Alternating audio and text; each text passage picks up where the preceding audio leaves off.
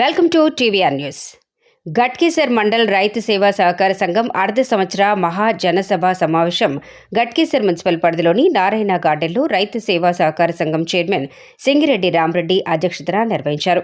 ఈ కార్యక్రమానికి ముఖ్య అతిథిగా మేడ్చల్ జిల్లా పరిషత్ చైర్మన్ మలిపెద్ది శరత్చంద్రారెడ్డి, జిల్లా సహకార అధికారి Surekha Rani, union bank manager Harinath Reddy హాజరైనారు. ఈ సందర్భంగా వారు మాట్లాడుతూ సంఘంలో రుణాలు తీసుకుంటున్న రైతుల లెక్కలు చూపించాల్సిన అవసరం బ్యాంకు సిబ్బందికి ఉందన్నారు. బంగారు రుణాలపై రైతుల వద్ద అధిక వడ్డీ వసూలు చేయడం సరియైన పద్ధతి కాదన్నారు. రైతుల సర్వసభ్య సమావేశాలకు హాజరై గందరగోళం సృష్టించకుండా సమస్యలు వివరించి పరిష్కారం చూపాలని, సభ్యులకు జీవిత బీమా కల్పించేలా చర్యలు తీసుకోవాలని పలు అంశాలపై చర్చ నిర్వహించి బ్యాంకును ప్రగతి పథంలో ముందుకు నడిపించేందుకు అందరూ సహకరించాలని ఈ సందర్భంగా అన్నారు. ఈ కార్యక్రమంలో గట్కేసర్ మండల ఎంపీపీ ఏనుగు సుదర్శన్ రెడ్డి, సహకార బ్యాంకు వైస్ చైర్మన్ అనంతరెడ్డి, సహకార బ్యాంకు ఎండీ కరుణాకర్, సహకార బ్యాంకు డైరెక్టర్లు, మండలం ఎంపీటీసీలు, వివిధ గ్రామాల నుంచి వచ్చిన రైతులు తదితరులు పెద్ద ఎత్తున పాల్గొన్నారు.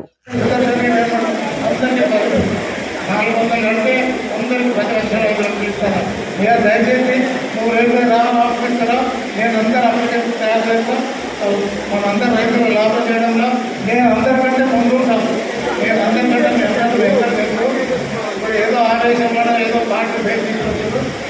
ఈ అధికారులు మనకు బ్యాంక్ అధికారులు వాళ్ళు అనుకుంటుంది ఇదే పద్ధతి అని అనుకుంటారు. ఏమి జరగలేదు. 3 లక్షలు తిన్నట్టే మాట్లాడారు. కానీ అంచనా ఖర్చులు ఉంటారు. ఇంకా కొంతమంది ఖర్చులు మమ్మల్ని ఎంత ఖర్చులు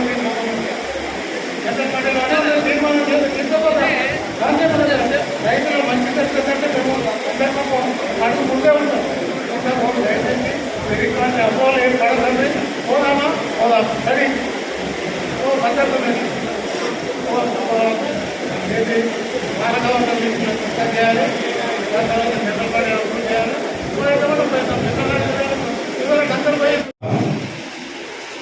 ఈరోజు ఎలక్షన్ కోడ్ ఉన్న సందర్భంగా రాజకీయాలకు అతీతంగా కేవలం సహకార బ్యాంకు రైతులమే ఈరోజు ఈ సమావేశం ఏర్పాటు చేసుకోవడం జరిగింది.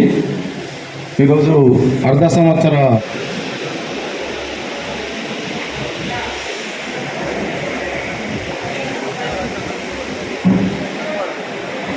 మన సంఘ డైరెక్టర్ అయిన 3వ వార్డు డైరెక్టర్ నరేష్ లక్ష్మారెడ్డి గారిని మాట్లాడవలసిందిగా కోరుతున్నాను. నేను ఎంపీపీ అయిన తర్వాత ఇప్పటికి చాలాసార్లు మీటింగ్ అటెండ్ అవుతా ఉన్నాం. ప్రతిసారి ఏదో ఇష్యూలో మాట్లాడుతున్నాం, మధ్యలోకి వెళ్ళిపోతా ఉన్నాం, మధ్యలోకి గొడవలు అవుతా ఉన్నాయి చూస్తూ ఉన్నాం. కానీ చైర్మన్ గారికి నేను చాలాసార్లు పర్సనల్ కూడా చెప్పడం జరిగింది, ఎండీ గారు కూడా చెప్పడం జరిగింది. మరి రైతుల కోసం నిజంగా ఈరోజు ఒక కమర్షియలైజ్డ్ బ్యాంకుగా తయారు చేసింది. మీరు ఏదైనా వినూత్న పథకాన్ని తీసుకోండి, రైతుల కోసం ఏదైనా చేయండి అని చెప్పి ఒక 4 సంవత్సరాలుగా వాళ్ళకి చెప్పడం జరిగింది. కానీ దీని మీద ఎందుకో డైరెక్టర్లు మళ్ళీ చైర్మన్ గారు ఇంట్రెస్ట్ ఏందో నాకు తెలియదు. కానీ ఏ ఒక్క కార్యక్రమాన్ని రైతుల కోసం తీసుకోలేదు. ఇదొక నేను బాధపడుతూ చెప్తున్నా.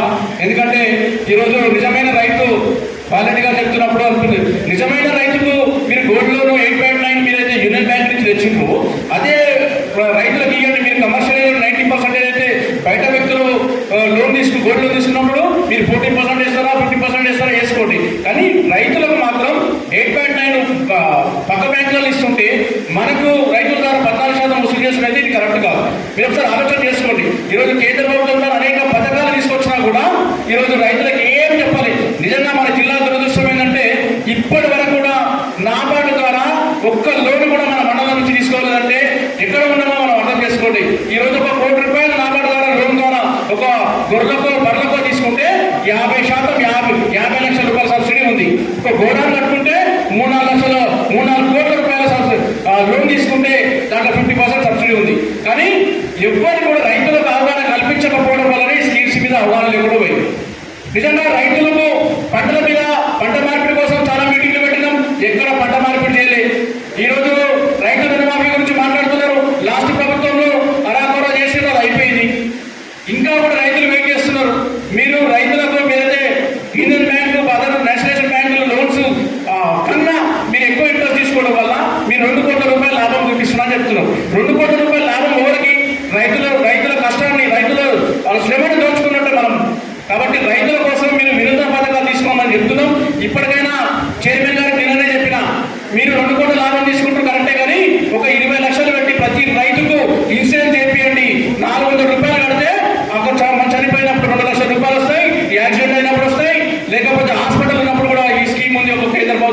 ఒక స్కీమ్. ఆ స్కీమ్ ఇంప్లిమెంట్ చేయమని రైతుల పక్షాన నేను ఈరోజు ఈ వేదిక ద్వారా మిమ్మల్ని కోరడం జరుగుతోంది.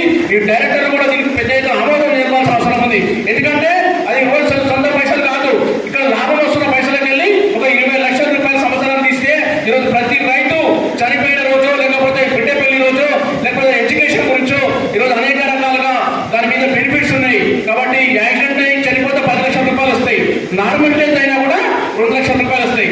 కాబట్టి ఆ స్కీమ్ ఇంప్లిమెంటేషన్ చేయాలని నేను మీకు చైర్మన్ గారికి, పాలక వర్గాన్ని కోరుతా ఉన్నా. అలాగే రైతులు కూడా ఈ రోజు కొన్ని అంటే న్యూస్ ఛానల్లో కొన్ని సోషల్ మీడియాలో చూస్తా ఉన్నాం. మనం ఏదైతే ఏటుపట్టి మూసీ నది పట్టు పండించిన పంటలు ఈరోజు హానికరంగా అని చెప్పి చాలా నిన్న మనం చూస్తా ఉన్నాం. దయచేసి మీరు కూడా ఈరోజు మనం తినే పంటలు కాకుండా ఏదైతే అంటే ప్రజలు తినని పంటలు ఏవైతున్నాయి అంటే దాదాపు ఇప్పుడు వెదురు ఉంటుంది, లేకపోతే ఇంకా అరక చెట్టు కానీ ఇటువంటి పంటలు పండించడం వల్ల ఈరోజు ఆరోగ్యాలు కాపాడడం వల్ల అవుతాం. ఈరోజు రైతుల కోసం ఈరోజు మీటింగ్ ఏర్పాటు చేస్తున్నారు. కానీ ఇంకా కూడా చెప్తున్నా, దయచేసి మీరు రైతుల వడ్డీ శాతం ఏదైతుందో తగ్గించే విధంగా మీరు ప్రయత్నం చేయాలి.